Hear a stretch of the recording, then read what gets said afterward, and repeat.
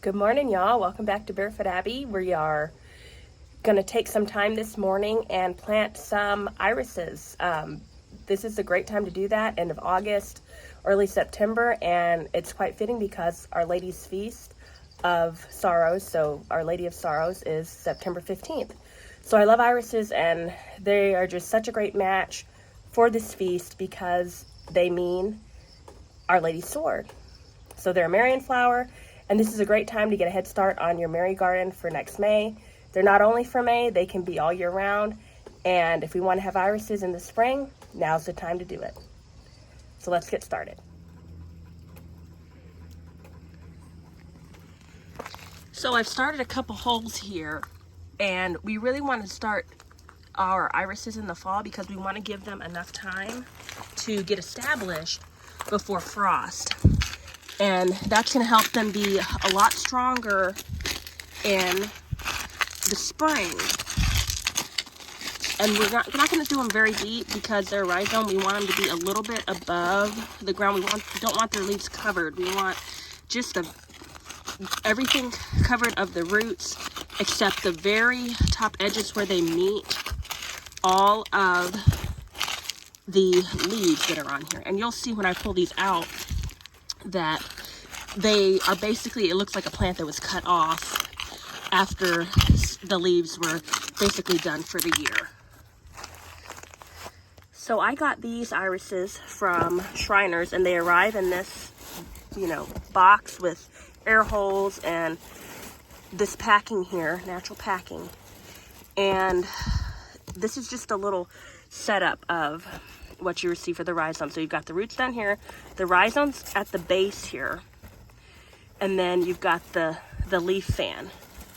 And I can get a link up for them, but I'm real happy with the quality. And these are double bloom immortality bearded irises, and so they'll have 2 blooms in a season versus the typical one.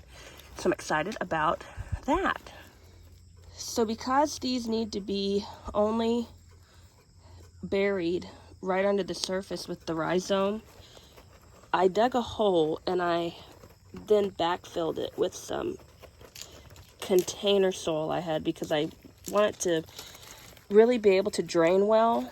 And this clay, rocky soil that we have here that they put in these beds, oh my goodness, they are not the best. So it's got to be able to drain well, and it also can't be that deep. So that's why I'm doing this backfill method. And then I can kind of control what level it really is and then the quality of the soil. Now that we have one in, we need to get the other one planted about 1 foot to 2 feet away. And the reason that there's so much spacing is because they're going to propagate themselves. And the closer they are, the more you're going to have to thin them. But with this spacing, it'll be about 3 to 4 years. And then you'll have more plants that you can put elsewhere or just fill in your border or area that you have. And hopefully one of our spring projects will be able to get rid of some of these rocks. I don't think it'll happen this fall, but it might. But until then, we're just working with what we have. Yay, I'm so excited. We're off to a good start on switching over our Mary garden to a perennial garden instead of just always annuals.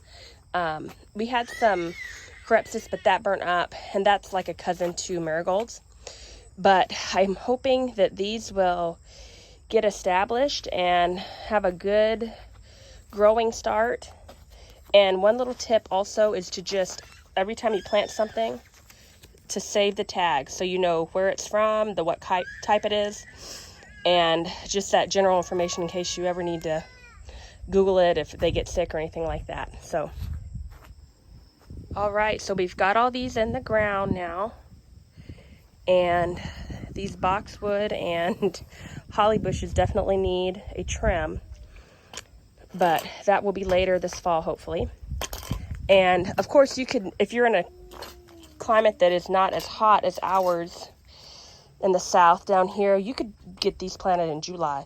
But with as just hot as it's been, especially this year, if we'd have put these in July and not waited till, September, then they'd have burned up. So we still have plenty of time for their roots to get established, and they should be ready to start blooming next year in the spring. So thanks for spending some time with me today. Happy to have y'all here, and we'll see y'all next time, dears. Until we see you then, just keep living your faith, one feast, fast, and feria at a time.